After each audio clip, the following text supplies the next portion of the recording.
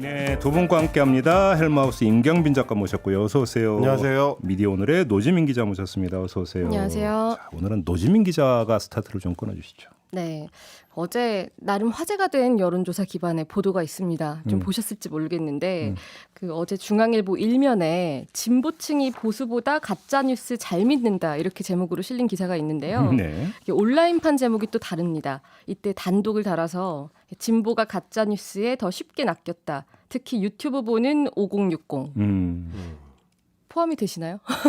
유튜브 보는 5060. 왜 자꾸 이렇게 엮기를 유튜브 아니, 여기 나와 진행하는 있으니까. 5060은 어떻습니까? 진행하며 보는 네. 5060. 네.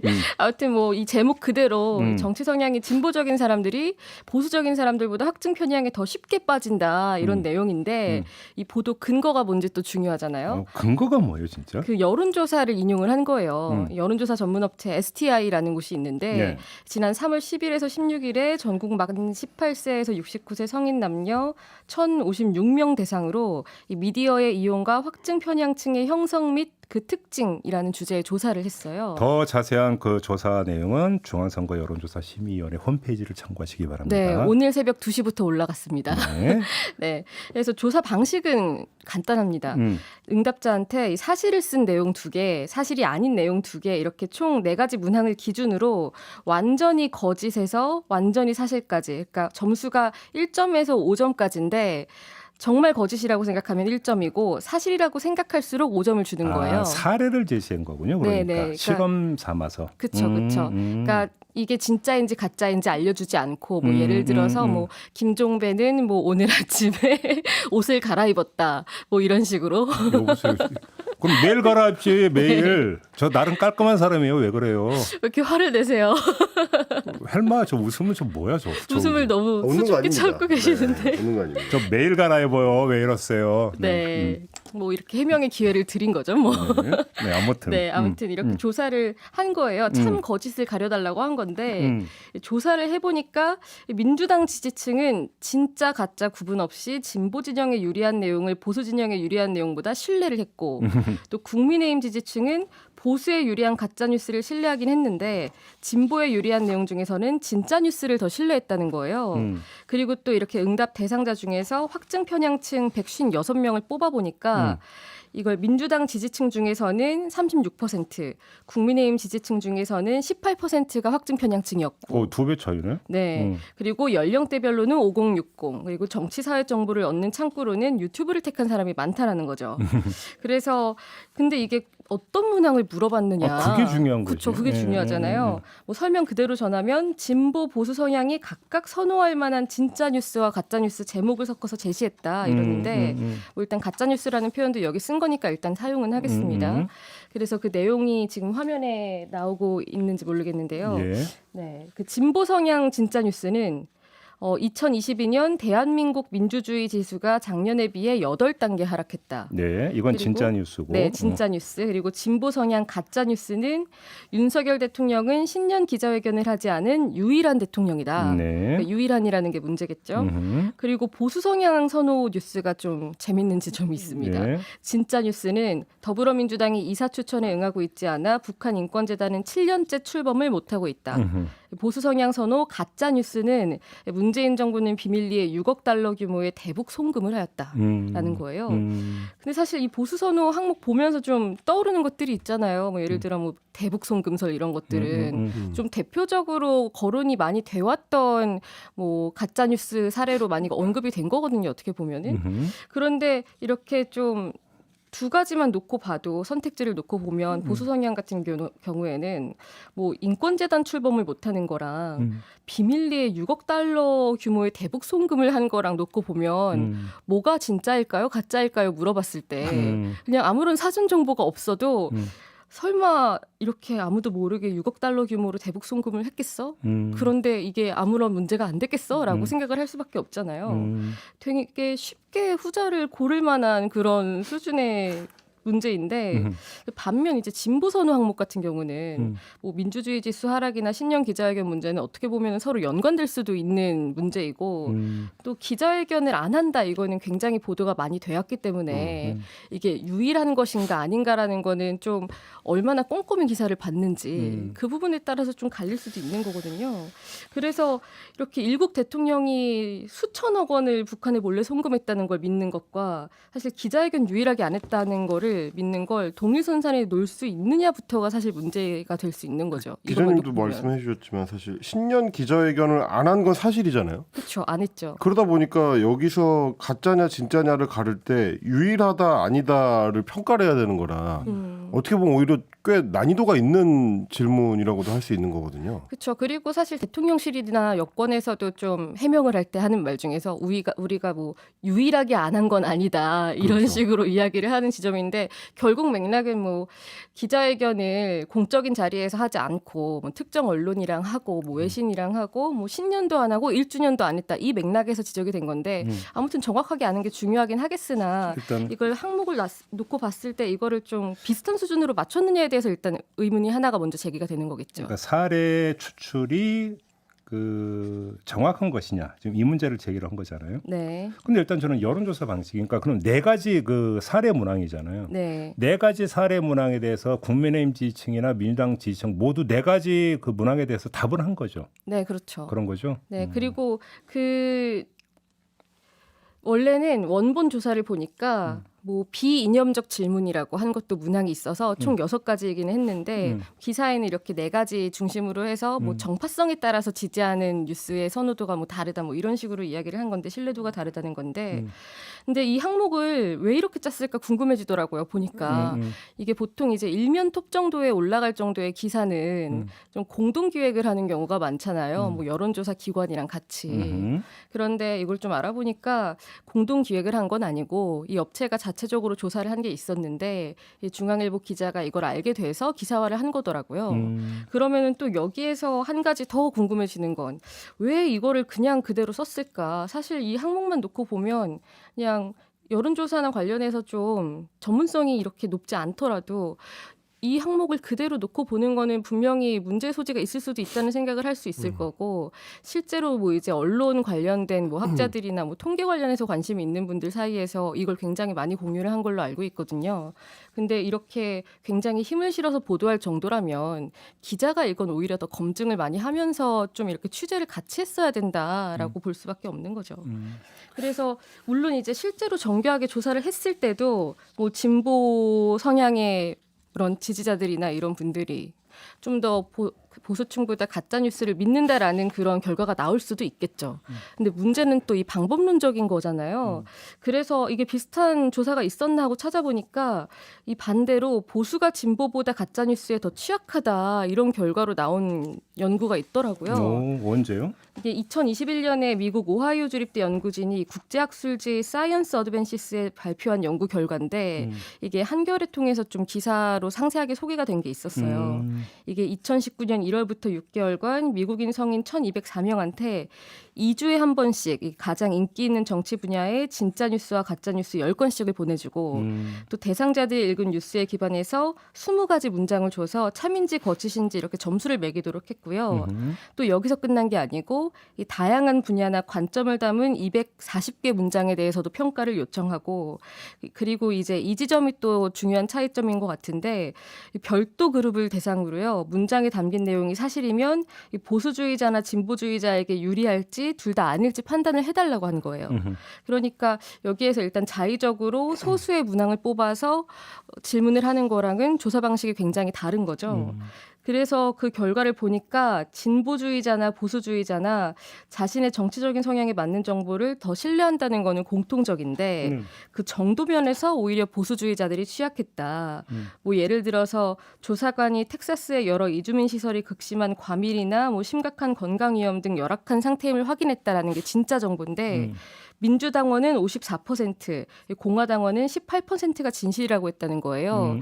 이게 트럼프 시기를 지나면서 있었던 현상을 측정하기 위한 거라서 또 이주민 관련해서 이렇게 믿지 않는 경우들이 있었을 건데 여기서 내린 결론 중에 하나가 미디어 환경에서 보수주의자들이 잘못된 정보를 좀 회피를 하는 걸 어렵게 만든다. 그러니까 좀 보수 분야에 가짜 뉴스라고 할 만한 것들이 많기 때문에 이런 결과가 나왔다는 이런 결론까지 나왔거든요. 그러니까 뭔가를 이렇게 정치적 성향이나 뭐 이런 진실성에 대한 그 신뢰도를 조사를 하려면 최소한 이 정도는 돼야 국제학술지에서도 인정을 해준다라는 거겠죠. 그래서 이게 어쨌든 이 원인에 대한 이야기까지 다 같이 했고 또 이 여론조사 관련해서 왜 더 주목을 받았느냐면 지금 현 정부나 여권에서 가짜뉴스 대책이라는 걸 굉장히 중요한 미디어 정책 과제로 제시를 하고 있는 거잖아요. 근데 애초에 이 가짜뉴스라는 표현부터 명확하지 않고 사실 정치권에서 나오는 이야기는 뭐 특정 정치 세력에 유리하냐 불리하냐를 기준으로 놓고 오히려 정치권이 더 확증 편향을 좀 이렇게 강화하고 있는 상태에서 뭐 그런 현상에 대해서 좀 세심하게 진단을 하고 취재를 하면서 좀 언론이 만들어가야 되는데 오히려 이걸 더 강화했다 이런 지적을 많이 받고 있습니다. 진보가 보수보다 가짜 뉴스를 더 잘 믿는다. 네. 근데 이제 저도 그 팩트 체크 프로그램을 해봤었던 입장에서 봤을 때는 항목을 설정할 때 어떤 내용을 대상으로 설정하느냐 굉장히 중요하거든요. 그 팩트 체킹을 하려면 그 체크를 해볼 만한 대상이 되는 게 실제로 얼마만큼 가짜로 보이느냐 진짜로 보이느냐 이게 굉장히 중요합니다. 근데 지금 이제 기자님 짚어주신 것처럼 6억 달러 대북 송금 건하고 신년 기자회견을 하지 않은 유일한 대통령이다. 이거를 동일선상에 놓고 서로 가짜인지 진짜인지를 판별하기 어려운 정도가 같다라고 할 수는 좀 없는 것 같아요. 근데 이제 그런 것처럼 팩트체크를 할 때도 팩트체크의 대상이 누구냐 혹은 뭐 그 사람의 발언의 내용이 어느 정도냐에 따라서 굉장히 뉴스의 질이 좀 달라지기 때문에 그거 선정하는 게 어떻게 보면 이런 방식의 뉴스를 만드는 데 있어서는 거의 핵심 역량이거든요. 저는 근데 더 근본적인 문제가 있다고 보는 게요. 두 가지를 제기를 하면 거의 1년에 한 번씩 그 국민 의식 성향 조사라는 거래요.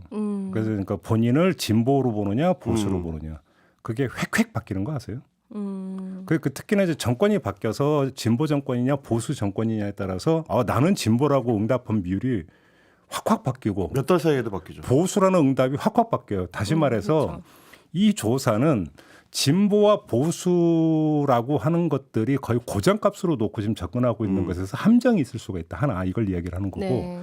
두 번째가 뭐냐면 이건 이제 그 조지 레이코프나 이런 사람이 이제 주되게 강조하고 있는 부분인데 그래서 내가 진보주의자라고 치면 처음부터 끝까지가 다 진보 이념을 가지고 접근하는 게 아니라는 거예요. 그렇죠. 누구나 전부 다 이중 가치를 갖고 있다는 거죠. 그러니까 안철수 의원께서 명언을 남긴 게 있죠. 나는 경제는 진보, 안보는 보수다.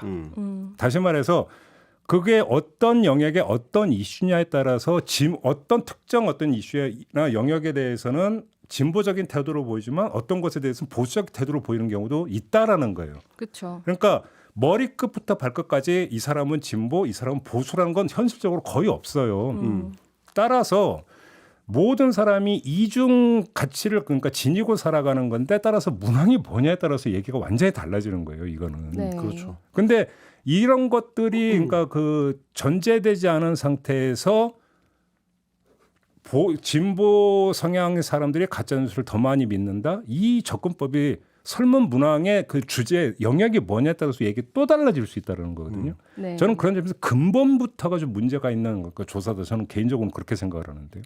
그리고 레이코프 말씀해 주셨지만 사실 이제 조지 레이코프는 미국 학자고 미국 국민들을 대상으로 할 때도 그게 스윙된다. 그러니까 계속 바뀐다라고 사안에 따라서 바뀐다라고 말씀을 하셨는데 미국만 하더라도 양당제가 우리보다도 더 또렷하고 뭐 정당 정체성이 우리보다 훨씬 더 이 또렷한 나라인데도 그런 얘기가 나오고요.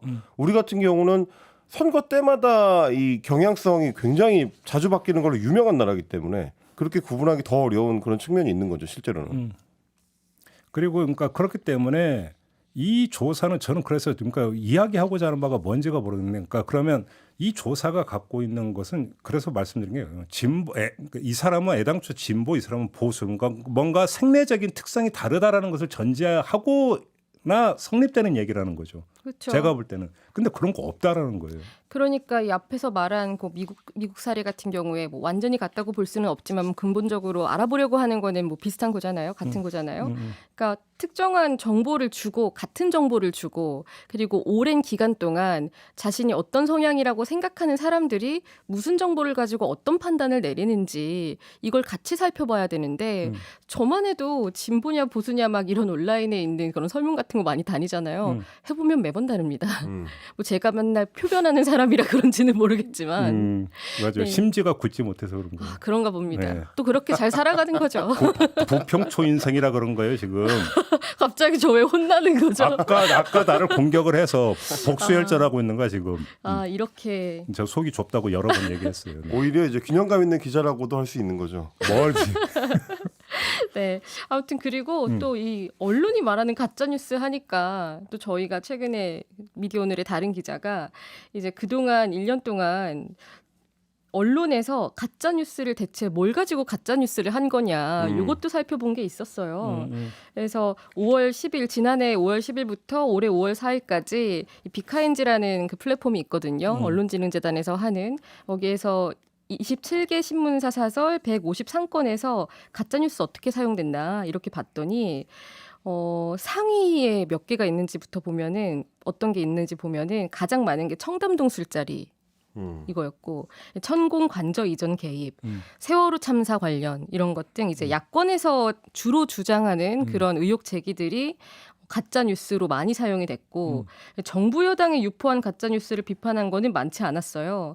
그리고 특히 이렇게 153건 중에서 정치권발 가짜 뉴스를 비판한 걸 특정을 하면은 69건 정도였는데 정부 여당발로 나온 가짜 뉴스를 비판한 거는 5건밖에 안 되는 거예요. 그래서 이게 왜 그렇게 적을까? 그럼 정말 민주당만 잘못을 한 걸까? 물론 이게 어떤 특정 정당을 편을 들려고 하는 건 아닌데 정도의 차이가 너무 많이 나다 보니까 무슨 내용 때문에 그런 걸까 한번 살펴본 거죠.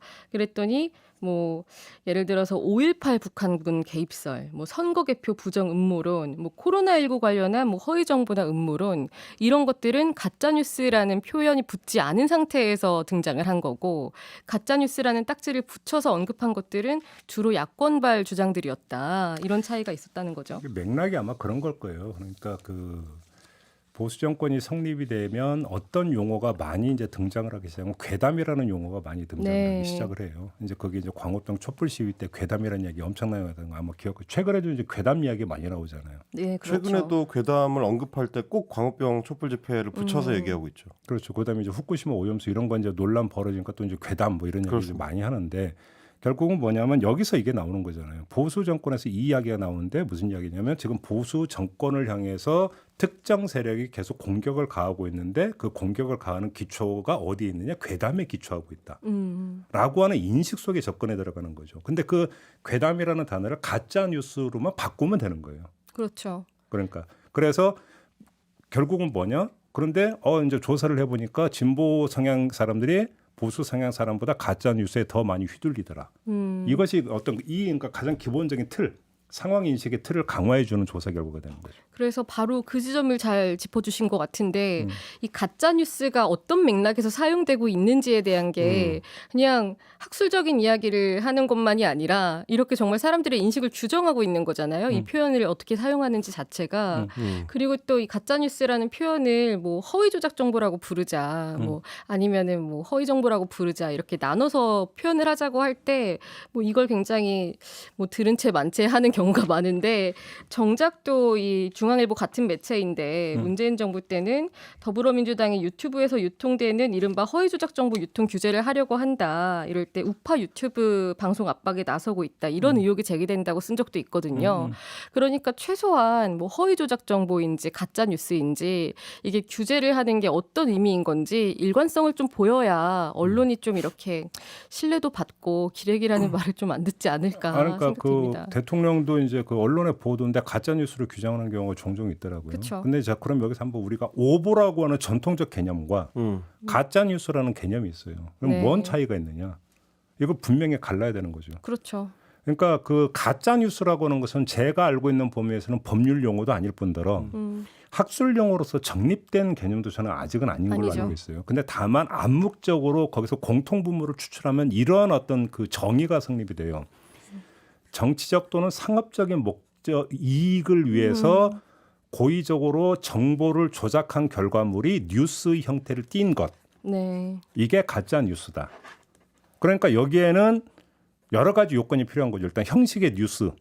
그러니까 뉴스라는 형식을 띠고 있어야 되는 것이고 두 번째는 고의성이 있어야 되는데 그 고의라고 하는 것들이 정치적이나 상업적 목적을 가진 고의여야 되고 그다음에 내용은 누가 보더라도 명백한 정보 조작이어야 된다라고 하는 세 가지 요건이 성립이 될 때 가짜 뉴스가 되는 부분인데 그러면 언론이 취재를 하다가 진실이라고 믿고 보도했지만 알고 보니까 사실과 다른 부분이 있을 수가 있죠. 우리가 전통적인 그런 오보잖아요. 네. 네. 오보잖아요.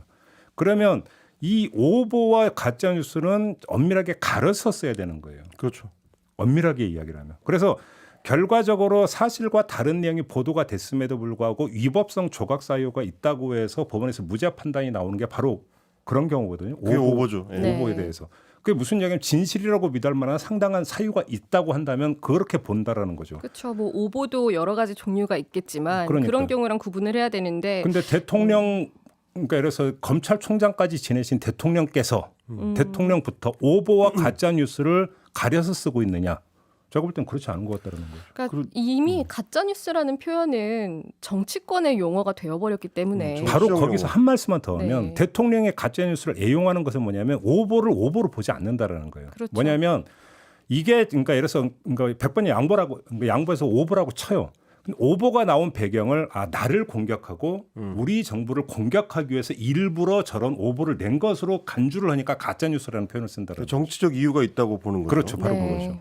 근데 이제 거기다가 하나 더 말씀을 드리자면, 그러니까 말씀하셨던 게 이제 페이크 뉴스의 정의가 학문적으로는 아직 이제 완성되지 않은 상태다라는 게 굉장히 중요한 맥락인 게 뭐냐면 이게 애초에 미국에서 시작된 거고 트럼프와 관련해서 시작된 거고 그래서 페이크 뉴스라고 할 때는 뭐 지금 이제 이야기하신 맥락에서는 자세하게 말씀하시지는 않았지만 사실은 뉴스의 형식을 취하는 가짜가 중요합니다. 그렇죠. 그러니까 실제로는 이제 뭐 한겨레든 조선일보든 이런 정식 매체를 통해서가 아니고 이 틀거리만 뉴스를 흉내낸 실제로는 매체가 아닌 어떤 인터넷 공간을 통해서 그게 발신이 돼야 페이크 뉴스의 자격이 만들어지는 건데 지금 그냥 언론에서 기자가 자기 직함을 걸고 내놓은 보도에 대해서 페이크 뉴스라고 하는 거는 이거는 이제 개념 정의부터 좀 잘못돼 있는 거거든요. 그래서 이건 오보하고 구분해야 된다는 뭐 그런 말씀이실 것 같고 그래서 기자님께서 지금 정리해 주신 내용에서도 저는 이게 구분이 명확하게 안 되고 그냥 정치적 유불리에 따라서 다 이제 몰아가는 것 같다라는 점을 지적할 수밖에 없는 게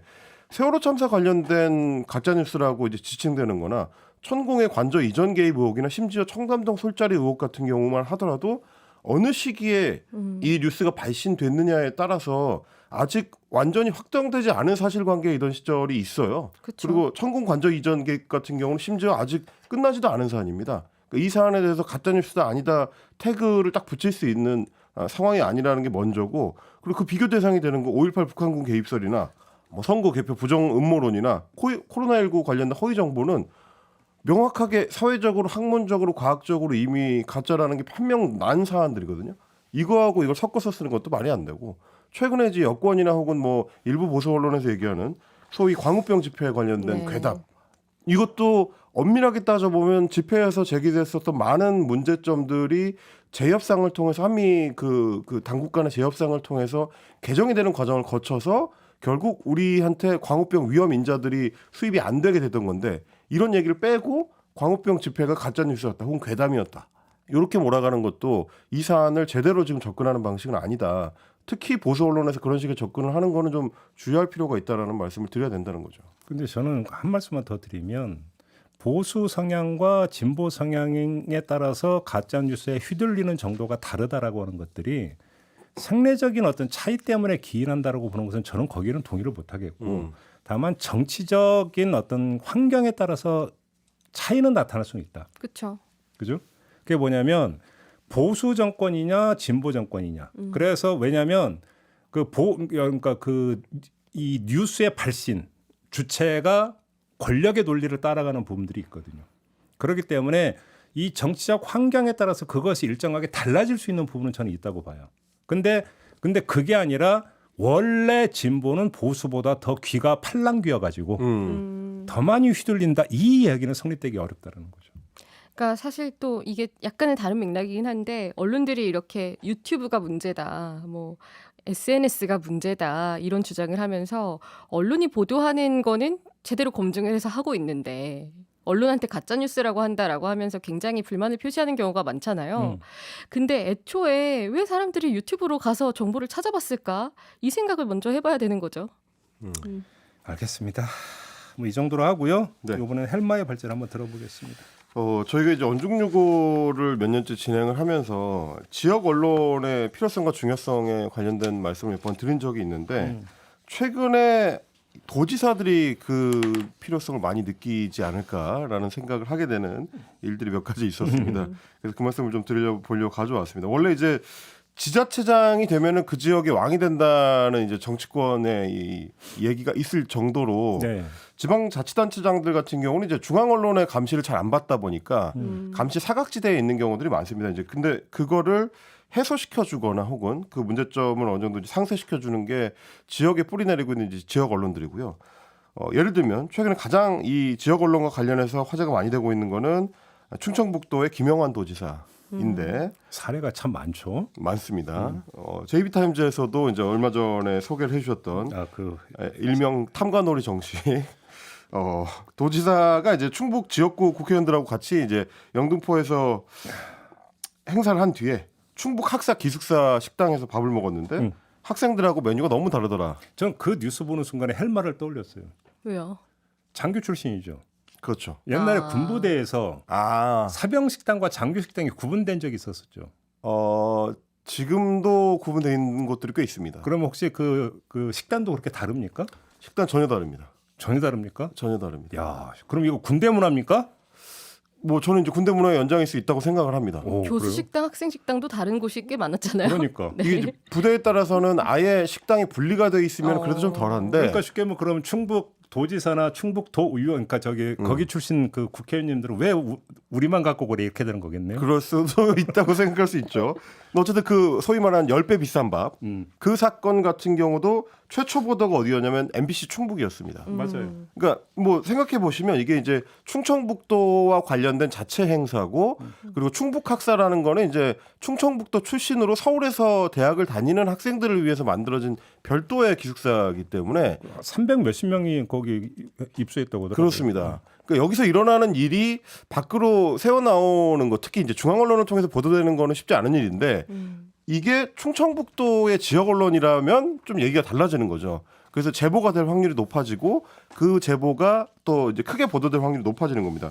그래서 MBC 충북에서 처음에 5월 11일이었습니다. 이게 의원님은 갈비찜, 학생은 카레밥이라고 해서 보도가 됐고요. 맞아요. 그때만 해도 그렇게 막 센세이션하게 이제 큰 보도가 아니었는데 이게 며칠 뒤에 터집니다.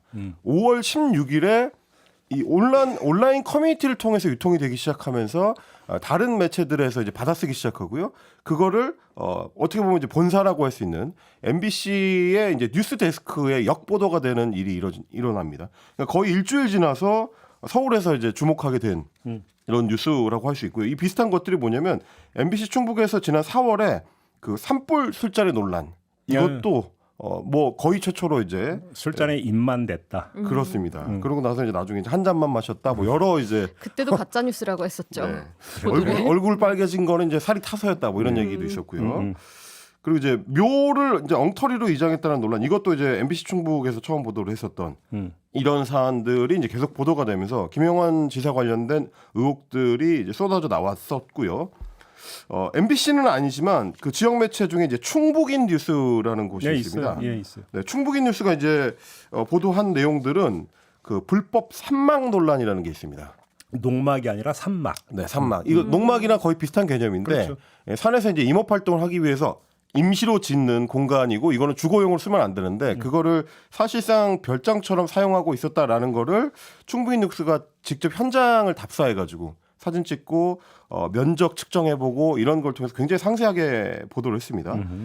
그리고 그 산막의 연결 도로를 충청북도에서 도비를 들여가지고 만들어줬다라는 것까지도 이제 확인해서 보도를 했었던 그런 내용이 있었고 김 지사가 이제 이 서울에 갖고 있던 부동산을 매매하는 과정에서 재산을 축소 신고한 거 아니냐. 그 이제 규모가 꽤 됩니다. 30여억 원 정도의 이 부동산이다 보니까 한 17억 정도 누락시켰다라는 보도를 충북이 뉴스에서 했던 것들. 그러니까 보시면 이 내용들이 서울에 기반을 두고 있는 매체 같으면 쉽게 접근이 잘 안 되는 정보들이거나 혹은 뭐 발빠르게 대응하기 쉽지 않은 것들. 현장 답사가 이제 꼼꼼하게 돼야 될 필요가 있는 거.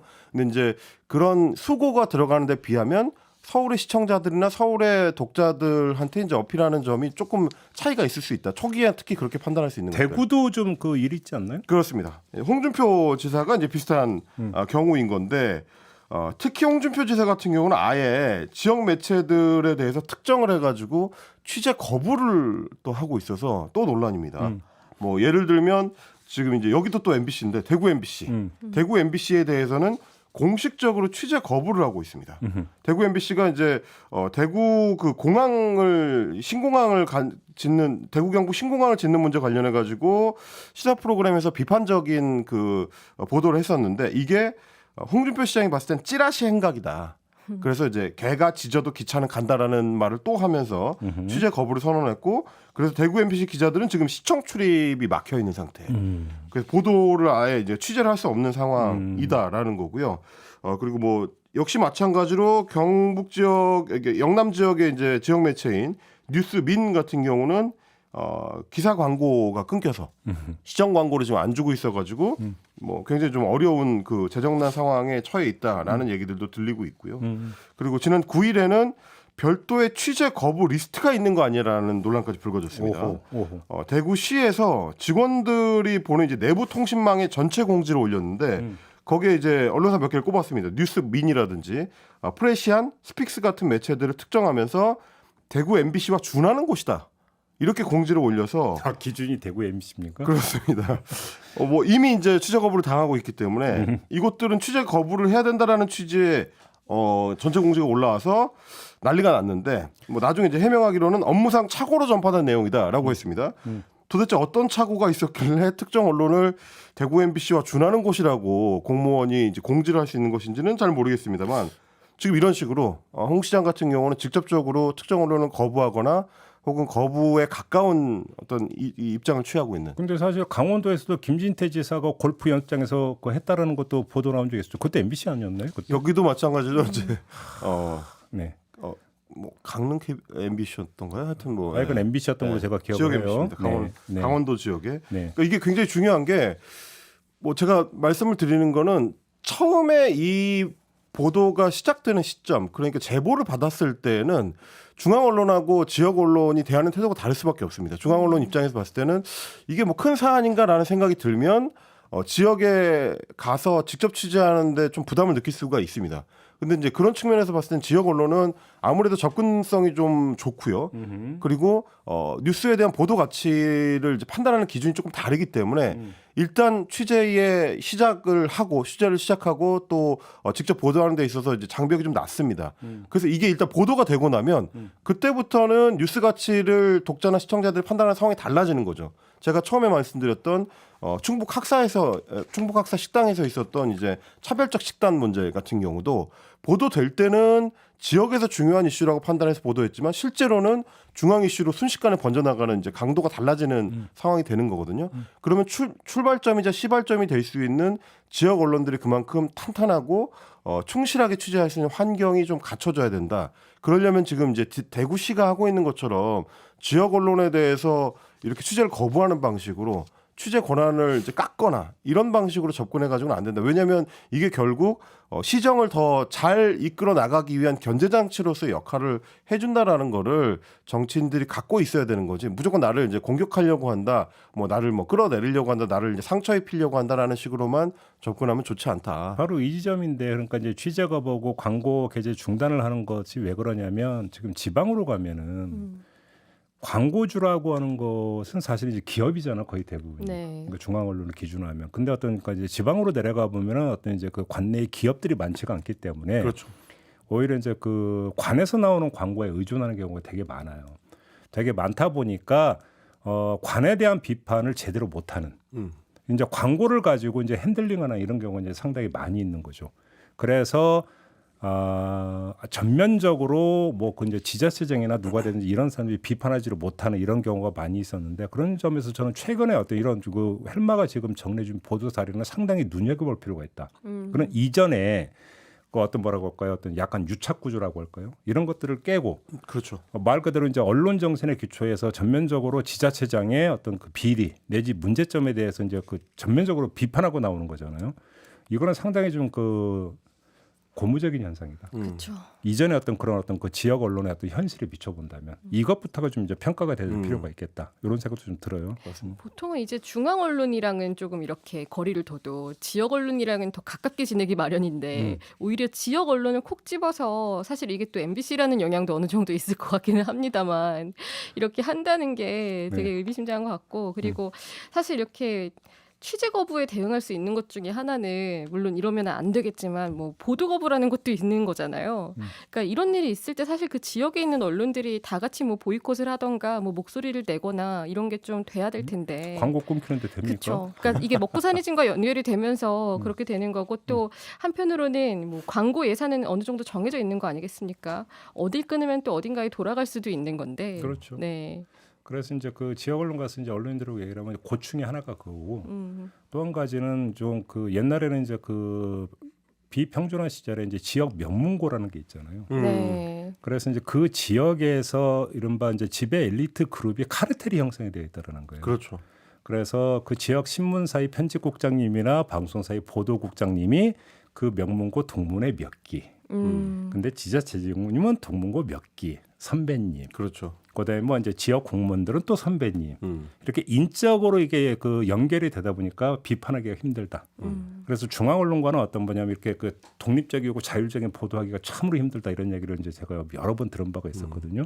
그래서 지역 언론에서 정말로 정론을 펼친다는 게 그렇게 말처럼 쉬운 일이 아니다. 물론 언론의 사명 뭐 이렇게 얘기하면 할 말은 없지만 그런 구조에서 이제 그 기초에서 볼 때는 최근에 이런 사례들은 참으로 눈여겨볼 만한 그런 사례다. 이렇게 평가를 하는 게 맞을 것 같습니다. 그렇습니다. 다만 이제 그리고 또 이거를 그러니까 중앙 언론 사실 지역에서는 중앙 언론이라는 표현 되게 싫어하거든요. 저희 되게 그쵸. 싫어하죠. 네, 되게 싫어하고 그럼 우리는 변방이냐 뭐 이렇게 되기 때문에 아무튼 거기서 이제 받아가지고 이슈를 전국화하는 것들 이것도 상당히 중요한 거라고 그렇습니다. 봐야 되겠죠. 사실 서울도 지역인 거고요. 그렇죠. 예.